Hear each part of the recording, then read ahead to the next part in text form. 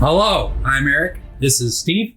Over here's my babe Tiffany, and we just played Viticulture World, the cooperative expansion for viticulture, and we're going to give our first impressions of it. So, what do you think, Steve? Wants to kick us off? What do you think? Yeah. So, first of all, it was pretty funny. We played the Greengully, the introductory easy scenario, and we lost. We did. And we lost even though we cheated. Cheated a little bit. And we know we Not cheated. All of us cheated. Not all of us cheated. It's co-op, so we cheated together. It's a group. So we all cheated together. But the best is we know we cheated because as soon as we started talking about, is this cheating or not? The designer's ears were burning and he jumped into chat to tell us that we were cheating. Told him that they were cheating because I was not cheating. Thank you, Mihir. Yes. So I just had to say that, and go watch our live stream if you want to learn how to play this game, because Eric did a great job of teaching us all how to play, and that's right there. And it's at the beginning, right? You don't have to watch the further 2 hours of the playthrough if you don't like. What do you think, babe? I thought it was a great transition or transformation into a co-op game for what's a really great game to begin with. I felt like it was I really liked how this particular one, the Greengully, was a Charterstone theme. And so even though I personally didn't like Charterstone, I liked this take on Charterstone in this game in this way. I thought that was really cool. And it makes me really interested to see what they did for the other continents that you get to explore. I'm excited to see how those play. Yeah, I agree. There should be a lot of continent-specific things going in there. So I agree with you. I'm really looking forward to seeing how that works. Yeah. I just want to say for the record, I did enjoy Charterstone quite a bit.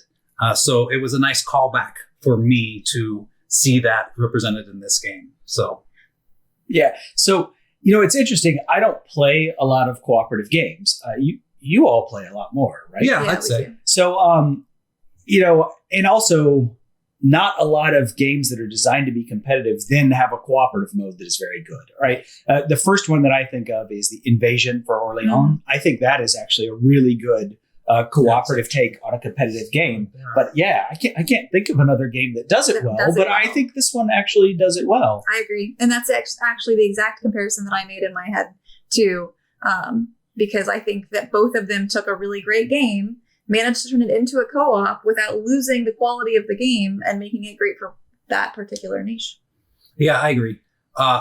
So we do play a lot of co-ops. I feel like they're very much samey a lot. The theme is different and all that, but it's really about you do the best you can and then bad stuff happens. And then you try to recover from that and bad stuff happens. And this is the cycle of the co-op game, but this is different from that. This is more like a thinky, medium to medium heavy Euro in which you're trying to puzzle out how to accomplish the goal, as opposed to just dealing with bad things that constantly happen to you.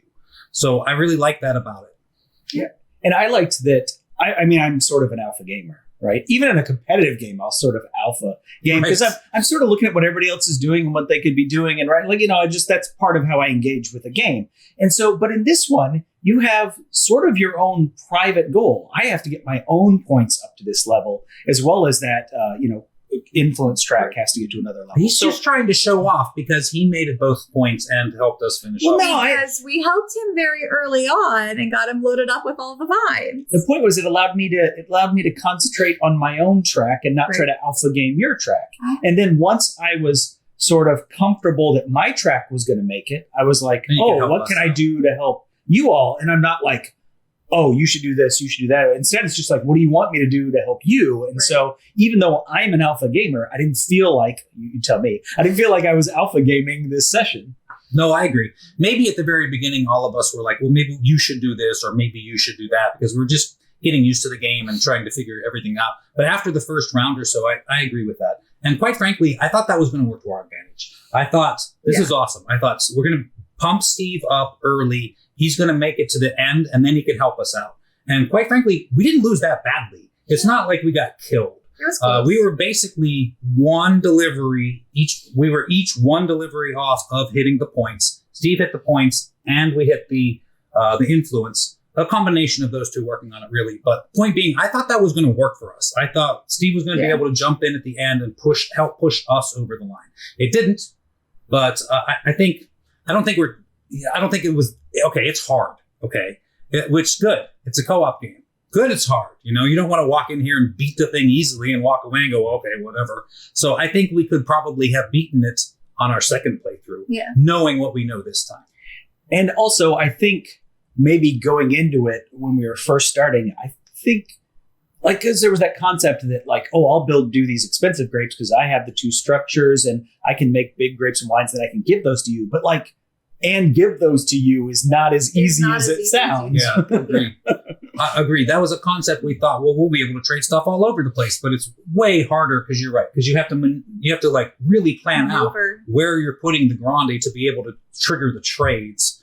And a lot of times I'm not trying to go there. Yes, I very much want to trade with Steve or I want to trade with Tiffany, but that's not the spot where I want my grande to go. So what am I going to do? Like blow my turn to trade, or am I going to blow the trade to take my turn? So that's just another one of those really meaty decisions in there that I think really works well. Yeah. And so when you play it the next time, I assume, are you just going to step up to the next I think continent? So. Yeah. I know her. She's a completionist. She's going to want to beat the level before we go up to the next one. At that time. So I'm going to want to bang my head against that maybe wall. What we'll actually do is 2-player it until we beat it and then play the next continent with friends again. There you go. That sounds like I think 2-player might be easier than 3-player because the extra action space doesn't open up till you get to 4, So Right. like the 3 of us were fighting over the same competitive amount of spaces that 2 people are fighting over. It would be, so. absolutely. Yeah, actually, I thought about it earlier. I think maybe that's a sweet spot necessarily. Now, we haven't played a ton. We played one time. But I think it's possible the sweet spots are at 2 and at 4. Because that's where the split is as far as the influence that you need. So, you know what I'm saying? Like 2 and 3 is the same. So 2 is probably a little bit more of a sweet spot. And then 4 to 6 is and the spots on the board, because then 4 to 6 opens up the second spots on the board. But at 4, that means you have 4 people with 2 spaces as opposed to 6 people with 2 spaces. Yeah, it would be pretty crowded with 6 people. Although there are some of those cards where like, and gain a point for each of your opponents that does a thing. And so that would be a lot of points too. And then, there's a few other things that are, different here on the board, or like where things start or whatever based on player accounts. So, it's probably not that different, but yeah, it did feel a little tight in the beginning. I mean, we had the grandes, right? So it gives you a little bit of room. And you quickly do use as innovation tiles to open up the board more. I think depending on how those come out can have a huge effect on the game also, because we got some of those tiles out late in the game and it was like, well, that would have been really nice early kind of a thing. So, and I think maybe possibly we just didn't focus enough on those. I think maybe we should have just tried to get as much of that, because I think we got the most benefit out of that. Now it pairs with training your worker, because you don't get the bonus if you don't train your worker. But by the end, we had the whole blue side. It was all kinds of just bonuses over there. And I think that really made a difference. Trying to catch it up. Training your workers costs money. Putting out innovation tiles. Costs $4 $4 for one, $4 for the other. And I kind of felt like I was rolling in money at the end of the game until I had to bounce the innovation or the influence track up a couple of times and like, whoa, where'd all my money go? So money is tight in this game. So I don't know if we were underselling the innovation tiles just because of their cost. Right. Yeah, that's true. At the end of the game, I agree. At one point, I was like, what am I going to do with all this money? But I had no money left at the end of the game. So it is tight for sure. Yep. Right, babe? Yep. Excellent. So what do you think? Anything you didn't like about the game? No, I don't think so. I thought I think the only thing that the only gripe that I have is don't say that because we cheated. Of course, because you cheated. Oh, we. But we all cheated. The three of you, you, 2, and Martin. Martin wasn't even here. Was a part of it. He dragging Martin down with us. He pinky promised with you guys, and you guys were all together and cheated. Oh my goodness. But anyways, I think the only little tiny criticism I have is it's a little frustrating, the small amount of chance that's involved with the tiles coming up that you need at the time that you need them. And that, I think, could have wildly influenced our game in a lot of ways. The set we had at the end, I thought, was a really good engine. And had we not gotten those, then our game would have looked so different. Absolutely. Like, it would have been incredibly different. It'll look different every time because of the different ways that these come out and the timing of all that, and the choices of where you're putting the oval tiles makes a big difference too. Obviously, the rectangular ones are going to go in very specific spaces, but you get to put the ovals wherever you want. And you could kind of arrow them all to what you need to be doing, or just put them in the places that you're using a lot. What do you think, Steve? Anything you didn't like? Yeah, I mean, there's luck there, right? I never drew a sparkling wine delivery card. So I never had to make those, which are harder. But I think the one thing that I would say is a negative, and this is not going to be everybody, but I just would rather play Viticulture, right? This is a good co-op game, but I miss the sort of... Viticulture is one of the most cutthroat worker placement games that I play, and that's what I like about it. So you've taken it out here, and it is a brain-burnery puzzle, and it's a good game, and if somebody doesn't want to play an in-your-face game and wants to play a co-op game, like, okay, I'll play this with them. If somebody asked me to play this, yeah, sure, I would play this. But if somebody asked me, what game do you want to play? This isn't what I would choose. I would always just say Viticulture instead first. And so, again, this is a different experience, different group of people maybe. Still, I enjoyed it. I would play it again, but that's, I understand what you're saying, but I disagree with you. I feel like depending on my mood, I would play this or Viticulture. Just depending upon, like, if we wanted to play Viticulture, then it'd be like, what do you play against? You would play co-op. And I'd be fine either way. I think my negative is also the same. I think the card draws have a lot to do with how things turn out for you. I spent a really hard time at the beginning of that game.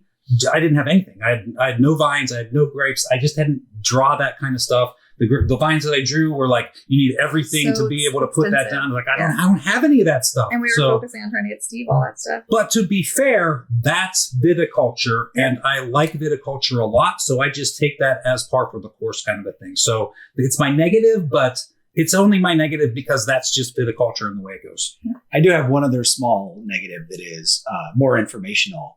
This will not fit in the Viticulture box. Yes. At least not if you have some of the Tuscany stuff. I don't think it doesn't matter because the board is too big for the box. Oh, okay.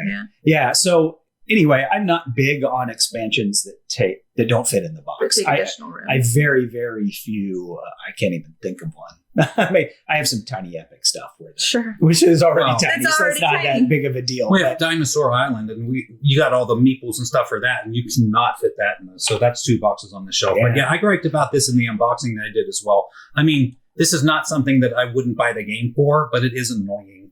Because I'm just trying to, look at all this stuff behind us. We need the shelf space. I'm not trying to have 2 boxes or take 2 boxes to go to somebody's house because are we going to play the co-op or not? I don't know. Now I got to take both boxes. That's kind of annoying.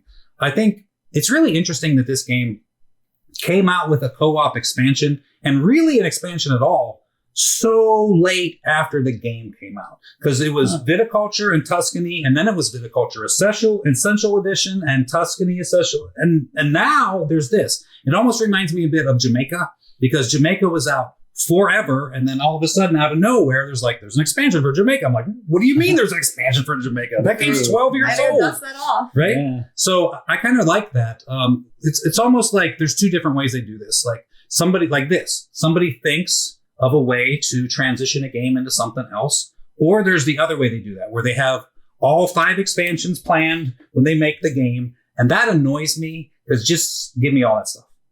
Stop piecemealing me with the DLC. Is what I'm saying. So I kind of appreciate this kind of approach more, where somebody just comes up with a really good idea and incorporates it into a game and it becomes an expansion. I think that's really more organic. Authentic. Yeah, exactly. Well, that pretty much wraps it up. Like we said, we do have, I did an unboxing for the game, so you're welcome to watch that. We did the live playthrough, which has now been recorded and for posterity. So you're welcome to watch that as well. Which does have a rules explanation in the beginning. Which does have a rules explanation in the beginning, correct. You can watch us all cheat as a group. No. Cooperatively. Cooperative cheating. Not a part of that. And I made it clear, if you watch the video, that I was not part of that. Just saying, when the ship goes down. Nope. I was the only person in a rowboat. No, there's no rowboats. Yep. No, sorry. So with that, I think we're going to cut it out of here. Thank you for watching. I am Eric. This is my babe, Tiff. This is Stephen. We are Just Got Played, and this was Viticulture World Cooperative Expansion. See you next time. Peace. We hope you enjoyed the video, and if you did, please leave a comment or hit the like button. It really does help us out. If you have suggestions for future videos, let us know in the comments as well, and then subscribe to see what we come up with next.